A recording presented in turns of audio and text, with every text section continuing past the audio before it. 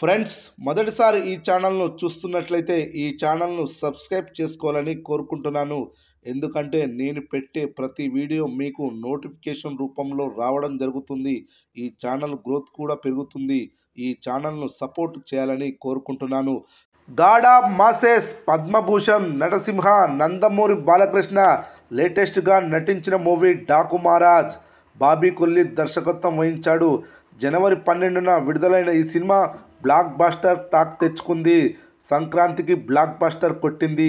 బాలయ్య సినీ చరిత్రలో అత్యధిక opening collections తీసుకొచ్చిన సినిమాగా డాకు మహారాజ్ నిలిచింది. అన్ని ఏరియాల్లోనూ బ్రేక్ ఈవెన్ సాధించింది. ప్రస్తుతం లిమిటెడ్ థియేటర్స్లో రన్ అవుతుంది. వరుసగా అఖండ, వీరసింహారెడ్డి, భగవంత్ కేసరి, ప్రస్తుతం డాకు మహారాజ్ సినిమాలతో 100 కోట్ల క్లబ్లో చేరిన సినిమాలుగా వరుస బ్లాక్ బస్టర్స్ కొట్టిన బాలయ్య మొదటి స్థానంలో ఉన్నాడు. ఇది మామూలు రికార్డు కాదు, ఊరమాస్ రికార్డ్.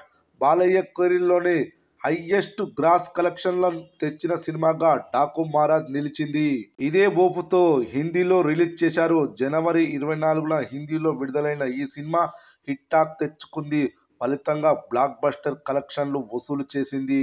హిందీలో ఈ సినిమా 17 కోట్ల గ్రాస్, 8 కోట్ల షేర్ వసూలు చేసింది. హిందీలో ప్రింటింగ్, డబ్బింగ్ ఖర్చులు తీసివేయగా 5 కోట్ల లాభాలను పొందింది. డబుల్ ప్రాఫిట్ హిందీలో సాధించింది డాకు మహారాజ్ మూవీ. హిందీలో క్లోజ్ అయ్యాయి కలెక్షన్స్.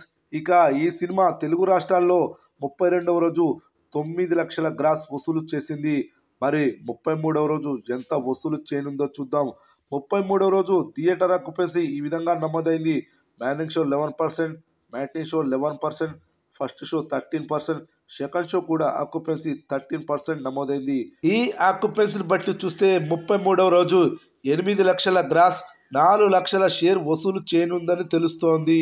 33 రోజుల మొత్తం కలెక్షన్స్ వచ్చేసి 199 కోట్ల 30 లక్షల గ్రాస్, 99 కోట్ల 18 లక్షల షేర్ వసూలు చేసింది. ఇంకా ఈ సినిమా 70 లక్షల గ్రాస్ వసూలు చేస్తే 200 కోట్ల క్లబ్లో చేరుతుంది. అదేవిధంగా 82 లక్షల షేర్ వసూలు చేస్తే 100 కోట్ల షేర్ క్లబ్లో చేరుతుంది. ఇప్పటి వరకు ఈ సినిమాకు వచ్చిన లాభాలు 17 కోట్ల 18 లక్షల రూపాయలు.